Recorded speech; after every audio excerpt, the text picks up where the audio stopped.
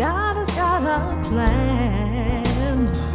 So even in your darkest night, hold on to the light. And please know, oh, you got the victory. I got the victory. I got it. I got it. I got the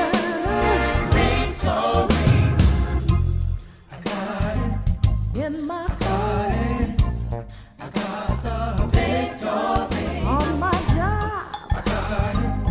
In my family, I got the victory. In my relationship, I got it. I got the victory. When I pray every day, I got the victory. When I walk what I talk, when I practice, what I preach.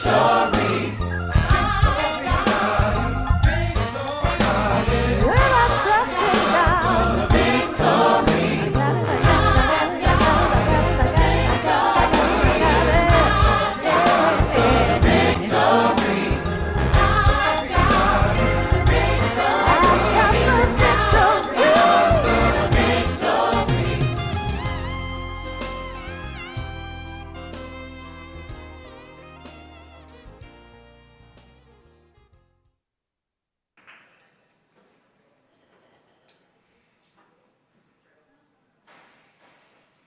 Good morning, and happy Resurrection Sunday. Today is also Cesar Chavez Day. Yeah. So I want to first of all, just shout out to our beautification team who curate our women's history mini museum. So I want to invite you, before you leave the sanctuary, to be sure to just check that out, because it's beautiful. So all month they have been switching it out and just doing a beautiful job of that. So be sure to take a look at that. I also want to remind you that last September, I took a well-needed respite in Bali. And when I returned, I said I was going to host a tour, and we could go. And so that's coming up next September. So next September, September 6th through the 17th, we've actually added a day, an additional day in Ubud. So we'll have one wonderful time. There's a call April 29th. The evening of April 29th, a Zoom call, so you can find out all the details of it, yes? And that still gives us plenty of time to get our coin together and whatever else we need so that we can be a part of it should we choose, yes? Also, what's coming up is several years ago, for our anniversary, I wish I remembered which anniversary it was, but Eddie Watkins Jr. was with us, and he just wore it out. Some of us were there, and it was a wild heart and soul party, the likes of which we have not had since. So Eddie Watkins Jr. is going to be with us on May 26th, and we'll have a concert that afternoon at 2 p.m. So everyone's invited. This is simply a save the date moment.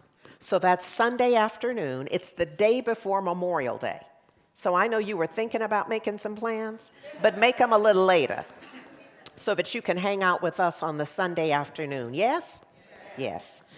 Today being Resurrection Sunday and Cesar Chavez Day, there is a rally that is the Heart of Oakland Solidarity Rally. And so I'm encouraging us. I know we have some other plans, but if we can be there at 2 on our way to wherever we're going, so that we can be in support of Oakland. Would it be okay on Resurrection Sunday and Cesar Chavez Day if I left you with the words of Harold Melvin and the Blue Notes? Would that be okay? Wake up, everybody. But look, Look, I know they meant to say, Oakland won't be no better if you just let it be. What's the rest of that? We got to change it. Who? Just you and me. That's the message on this Resurrection Sunday and Cesar Chavez Day. Yes? Yes. So be with us this afternoon. And now, I bring you Heart Song.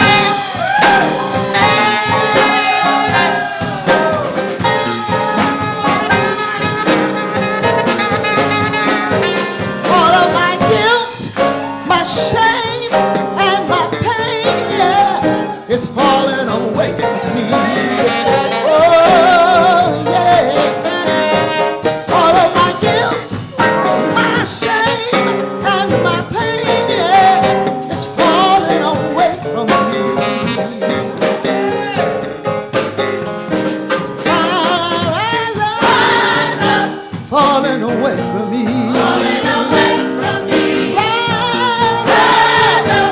Falling away from me. Falling away from me. Rise up. Falling away from me. Falling away from me. Oh, rise up.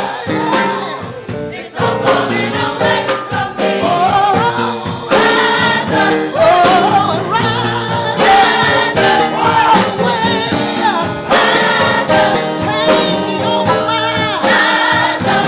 Fill your soul. Rise up. Come on and rise up. Rise up.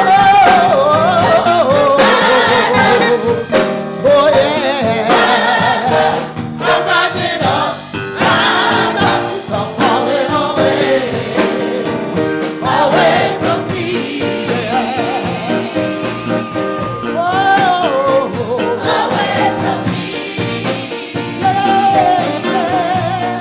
Oh, away from me.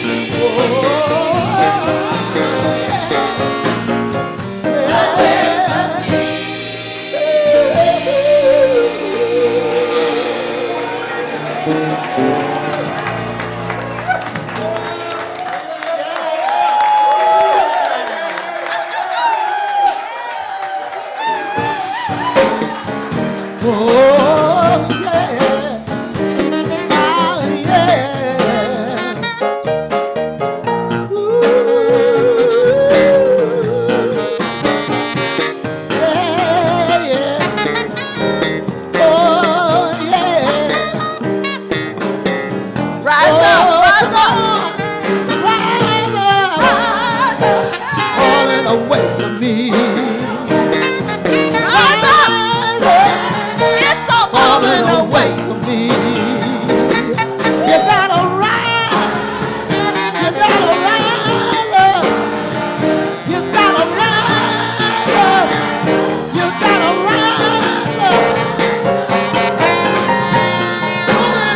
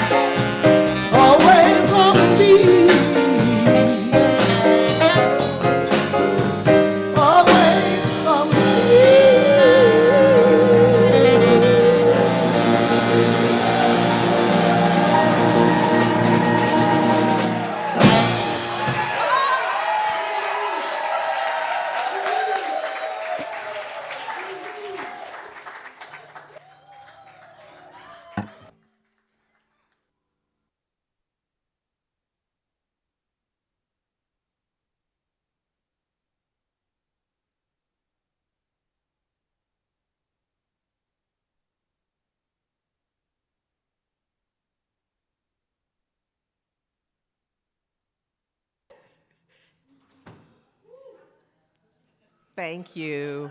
Thank you. That was Heart Song. Under the amazing direction of Valerie Joy Fitmont.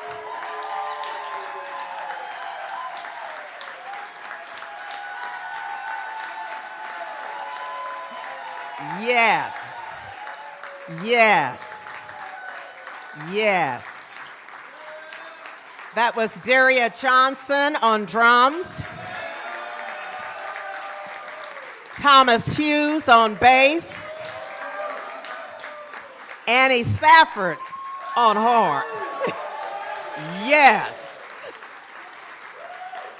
And that's Tammy Hall on piano. Thank you. And this is Reverend Ahman. Yes. Thank you. Oh, good morning. Well, happy Easter.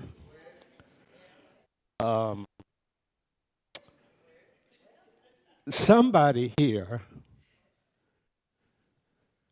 is celebrating Easter in the way that it should be. And that is the celebration of the risen Christ in you.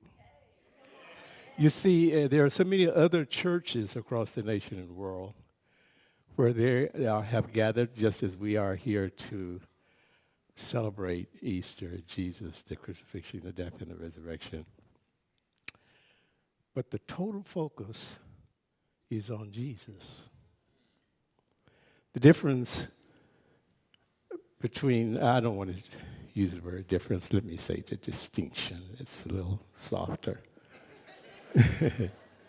Between them and us is that we too are here today to focus on Jesus, but the message is incomplete until and unless we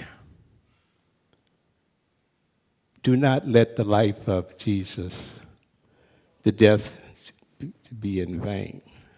Because if we don't get it this way that I'm about to say, then, what did he die for? What was that all about? And the purpose, which is what I'm going to be talking about today, purpose, destiny, future, fate, and karma. But his purpose was so that there would be some benefit to all of this for us, and that is this, that we may do what he did. So we're here to celebrate today that we have done what he did. Today's celebration is not all about only Jesus, but Jesus wants us to celebrate the fact, the truth, that we have done what he did. That's what he died for, to teach us how to do what he did. What did he teach us how to do? What was his purpose? Was to teach us how to come out of that grave. To come out of that grave.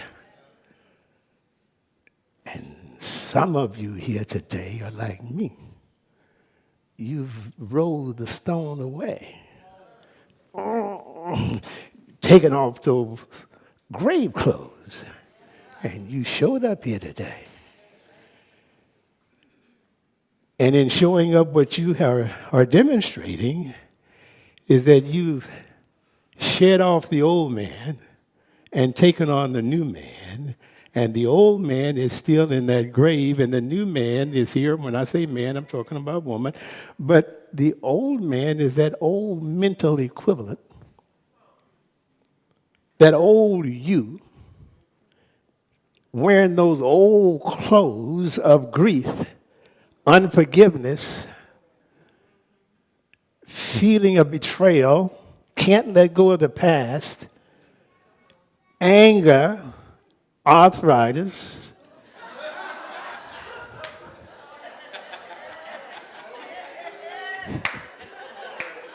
loneliness, depravity, brokenhearted, moaning and groaning and complaining, going to the doctor for the wrong reason. You go to the doctor for a confirmation that you're healed, not to be healed from some sickness. That man is in the grave. You see, there are some other people who are here in the physical who don't know that they're still in that grave. So that's what the message is about today. So our message here today is to help you, not you, those other people, roll the stone away. So if we can put up the PowerPoint, I'm going to talk about purpose so you'll understand that Jesus' life was controlled by purpose. But what is purpose? Purpose is an anticipated outcome that guides your planned actions. Sometimes we confuse destiny with purpose, and you don't know what your purpose is. I'm going to go out on a limb and say that there is 1 out of each 10 people here who might know what their purpose is. I don't care how many credentials you have and how many degrees you have and how many classes and workshops you've had and how many books you've read. What I didn't know until recently, I've been studying this stuff for 40 years, but for the last 5 years or so, it's not that I didn't know this, but it's come into more clarity of what the distinction between your purpose and your destiny. And here it is. 3 John 1, God gives you a hint. Speaking through John, he says, "Beloved, I would above all things that thou mayest prosper and be in health, even as thy soul prospers." Beloved, above all things, I would want you to be prosperous and be in health and that your soul prospers. Well, that's God's will for you. That's God's will and that's God's purpose. One of the disciples asked for a clarification on that point, and they said to Jesus, "Master, which of these is the greatest of the commandments?" And he said, "Thou shalt love the Lord thy God with all thy heart and all thy soul and all thy mind." The first and the second. The second is like unto it. Thou shalt love thy neighbor as thyself. On these 2 commandments hang all the law and the prophets. Understanding that that's God's will for your life, that's God's purpose for your life, but here is the twist, here is the shift. And then that becomes your purpose. That first is God's purpose for you to love your Lord, the Lord God, your heart with all your hope. Before you ask for anything else, before you want anything else, before you desire anything, first love God. And then love your neighbor as yourself. That is your will. But how do you fulfill that purpose? That purpose is God's purpose for you, God's will for you is fulfilled through your divine destiny. That's not God's divine destiny. That's God's purpose. Now, your divine destiny is all about fulfilling that purpose. You don't fulfill that purpose. The purpose fulfills itself through you. Whoa. You gotta get all mixed up in this stuff. And so now, this word predetermined. Predetermined is not up there with God, it's here with us. Through your divine destiny. The predetermined course of events will happen in the future, but they can be influenced by fate. We're going to talk about purpose. What else? I'm not asking you, I'm asking myself. Purpose and fate and destiny, future, and karma. So what's happening here is that the resurrection could not have been without him before the crucifixion.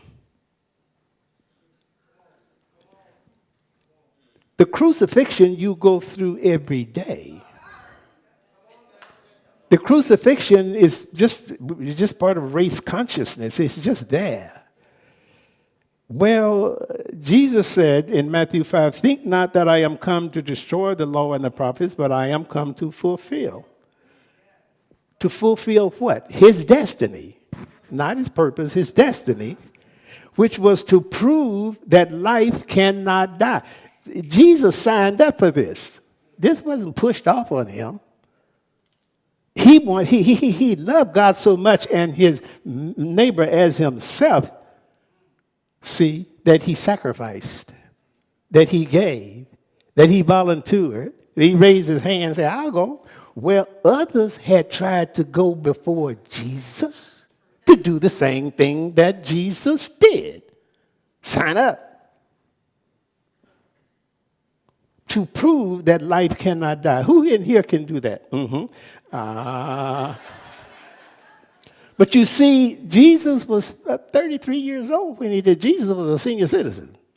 That was the lifespan of man at that time wasn't too much more than that, right? But he spent his life doing what? Building a mental equivalent to be able to prove. You right here today have already built some, 2 out of 10.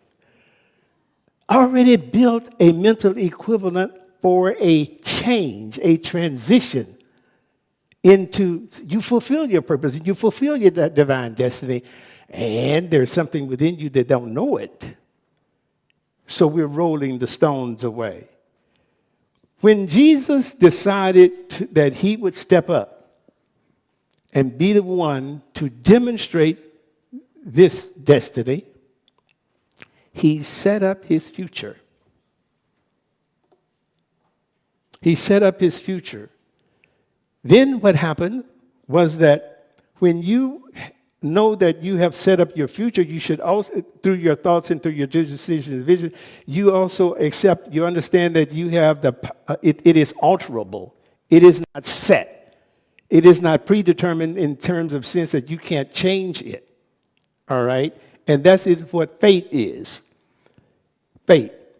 Fate determines the way that your destiny will be accomplished. Fate creates your future through the law of karma, and the law of karma is the law of cause and effect. Jesus could have at any time said, I changed my mind. But once he set up his destiny as that, then what happens here is that your purpose draws together everything that is necessary in order that destiny be fulfilled. And so you have people, places, and things, and events, and circumstances, and rendezvous, and everything is already set in place to bring all of the elements and all of the intelligence of God to bring that to pass, including people. And one of those in Jesus' life was Judas. But before we talk about that, let's remember that I said that Jesus was not the first one who volunteered, who stepped up to prove that life cannot die. And that was Socrates, who preceded Jesus. One of those was Socrates, who preceded Jesus for about 500 years. But let's talk about Socrates. Socrates was a philosopher, aristocratic philosopher. He felt that, like Jesus, that his life was purpose-driven. And he had the same passion that Jesus had, to teach, to lead, to save, to transform, to build up. But he taught what was in Athens, the Athens government considered was a radical teaching. It's called New Thought. Immortality. Life lives beyond the grave. But he was attracting great numbers and became a threat. And so they arrested him. Who else was arrested? Jesus, right? And when they arrested him, on trial, at the end of the trial, they gave him a plea deal. Admit your guilt, stop this stuff, and move on. Or drink this cup of hemlock, which was a poison. That was a sentence. He could have chosen where his life had destiny, driven by a purpose. He was so determined that he could fulfill this same destiny that Jesus later demonstrated, which was life cannot die. And so he decided to stay in the prison, and he drank the hemlock, the poison, expecting to rise up. But he did not. He died. He had not yet built that mental equivalent for the event, for the action. Jesus did. Jesus built the mental equivalent for a reason, to teach you the law of mental equivalent. All these things I do, you can do, and even greater these things. You understand what I'm saying? Paul said, one of his disciple later on, I die daily. Did you remember that? Did you read that? And so that's what happens to us too. You see, every day in every way, I am getting better and better. You know, you have that fixed in your mind. But at some point, you have reached that mental equivalent, and now all you need to do is pass over. See, this is the Passover period in Easter. The Passover was 2 days before the crucifixion. You see, and when they ate together, he ate together with his disciples. It's called the Last Supper at the Feast of the Passover. But when you get to that period of Passover, that can, in most cases, it is, I want to say always, but you understand, I don't want to say always, but nearly all the time, there's struggle. See, he was in the Garden of Gethsemane for the Last Supper. And the Garden of Gethsemane represents, it's the Mount of Olives, where the olives are pressed, and you get the oil. From the oil, it comes through pressure. It comes through pressure. It comes through pressure. When you're trying to pass over to the other side, from the old man to the new man, from the old consciousness into the new consciousness. And so, Socrates didn't pass the test.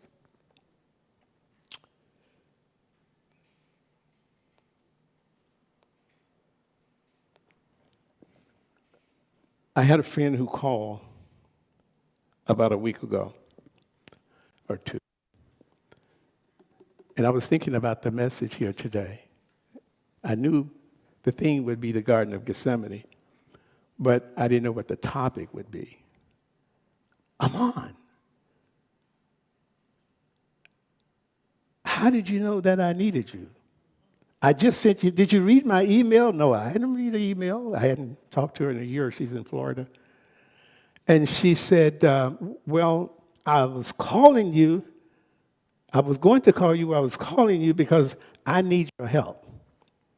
Now, she's somebody been in my life a long time, and we had a common person who had done some work for us, professional work, technical. And she said that I've been trying to reach him, but I know that he follows you sometimes or he's in touch with you sometimes. And I hadn't heard from him in a long time. And she said, well, here's the deal. I'm trying to make a decision. She said, when Juanita was here, Juanita Dunn is an old practitioner back in the movement that she and I worked together with, and a lot of people have come to us. And she said, that's who I would have called, but she's been gone a long time. And Ahman, there is nobody I could have called but you. I can't think of anybody else that I could call. She's about 87 years old. But you. My heart is heavy. I feel betrayed. See, Jesus was betrayed. The point is that along the way to crucifixion, there will be betrayal. There will be disappointment. There will be heartbreak. Stuff will happen, along the way. But what will you do as it is done to you, except, and what you should be doing is accepting it as all part of the divine plan to get you to and through. Everything happens for a reason. Remember that there is your destiny is purpose-driven. Well, if it's purpose-driven, it is driven by God. Your destiny all along the way. Nothing is going to happen to you along the way that you are not already prepared for it to do it when it comes, because your destiny is purpose-driven. Everything that you need in order to solve or dissolve or resolve anything that happens to you between that, going through that grave, transitioning from the old man to the new man, it's already set up. There's a divine setup, but it's got to happen. You got to go through it. The song says, Lord, what?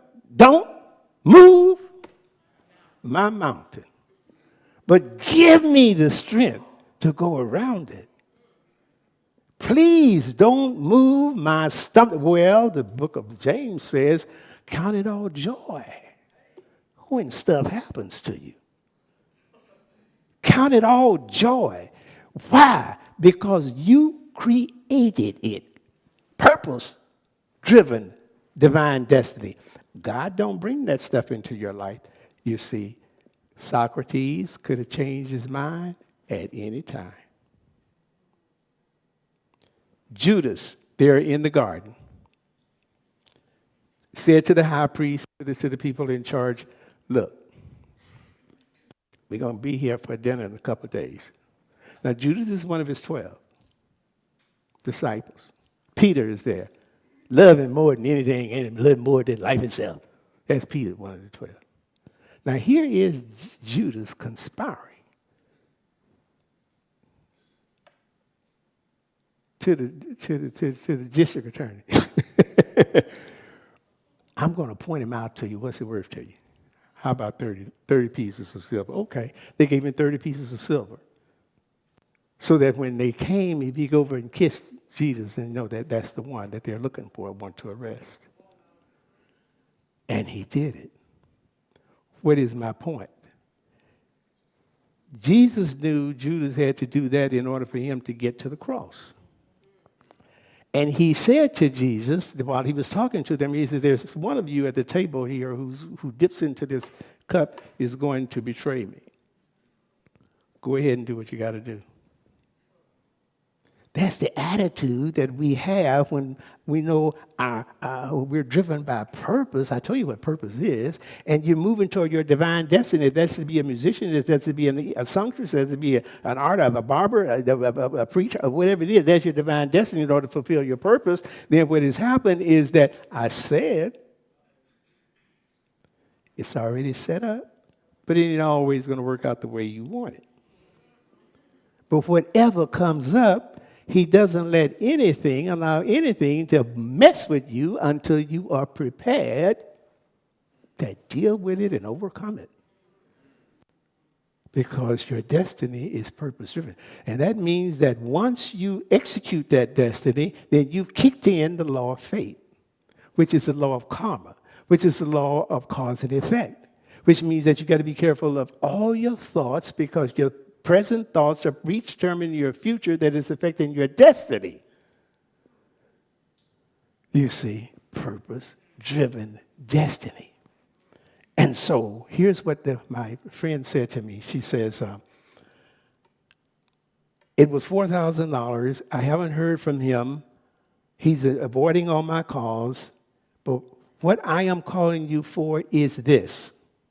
See, her life is purpose-driven. 87 years old, doing all right, still ministering and running a nonprofit program and whatever, and usually a joyful, happy person. But you see, she wants to stay on purpose, keep moving forward with divine destiny. But now she's under, as Jesus was and we were all under, something called the law of fate, the law of karma. Your present thoughts are determining your future. Her present thoughts was determining her future, and she didn't want to get into this law of karma where, the negative thoughts are producing negative results in her life, and here, next thing you know, she's got this and this. She knows how that stuff works, so she wanted to shake it off. Shake it off. And when knowing that I know the person she's talking about, I said, well, then here's what I would do. I would accept the fact that you are calling for me to confirm with you is that you're not going to get it back from him. That don't mean you're not going to get it back. You're not going to get it back from him. And let it go, shake it off. She said, that's what I know. But that's what I need to hear. I know that already. And she said, and here's something else that I know, Ahman. I didn't know that I had something hanging out there in my karma that I needed to finish and to balance. So what I'm calling you for is to help me accept this so that I can forget about him. I'm not thinking about him anymore. I have let that go. But hearing your voice, and knowing that you're in agreement with me, I can do it. You see, your present thoughts or affecting your future, you got to always go through life, let it fall away. It's falling away. Fall away. Fall away. Fall away. And until you let it fall away, fall away, fall away, you're in the tomb with grave clothes. Grave clothes. And the grave clothes are grief. Disappointment. Can't get over it. Abandonment. Can't get over it. Sexual abuse. Can't get over it. Omission. Commission. Unforgiveness. Sickness of this kind or that kind. What you see, those are the grave clothes. And when you can take off those grave clothes and knowing that all the work that you've been doing in your studies, you have already built a new mental equivalent. And you're just in the Passover phase. And in order to pass over, you have to let go. That's all we're saying. And what I'm saying here today is my joy is in knowing that your being here represents that you have already done that. It is done unto you as you believe. Falling away, falling away, falling away has now become fallen away, right? Fallen away. Fallen away. And so when you leave this place, today you are celebrating Easter Sunday. That's what Easter means to you now, is that I have put off the old man and put on the new man. And you walk out of here in a new consciousness with a new attitude, with a new faith, with a new aura. And then from then forth, it is done unto you as you believe. You're always walking into your good already realized, and you just walk through life saying, just being surprised, just being surprised, just being surprised. Am I right? Thank you, Father, Mother, God. Amen, and so it is.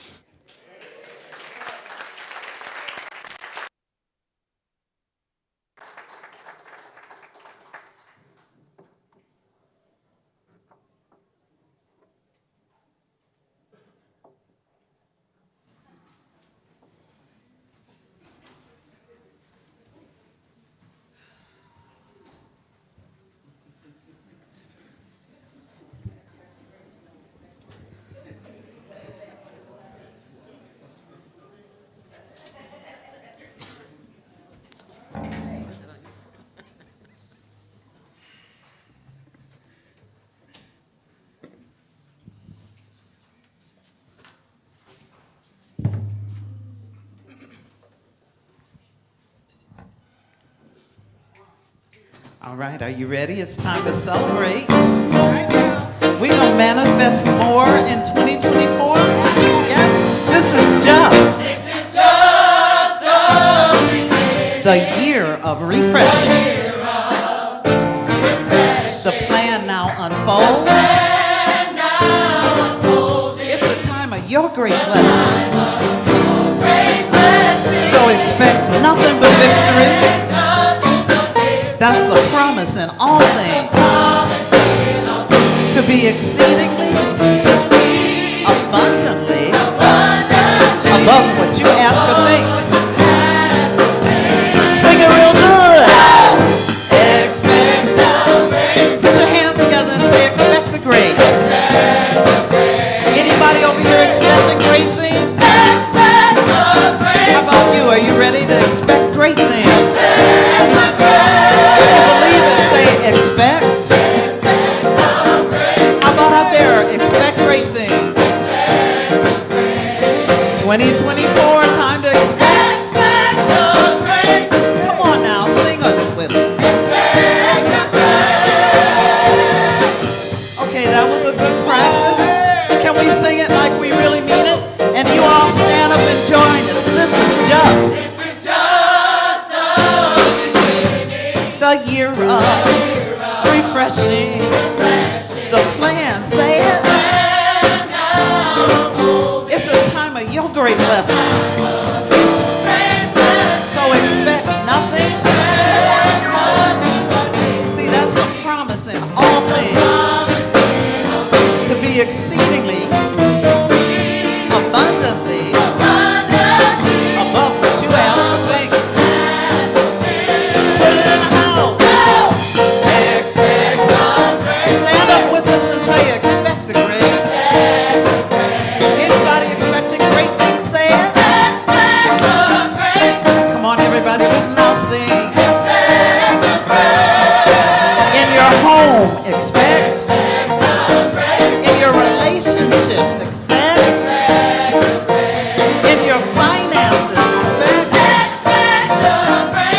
your bank account. Expect. See, I like this part. It says anticipate. Because we know faith activates. 2024, this is your year. Your moment. So what do we have to do? We say expect. Only the great blessing when starting.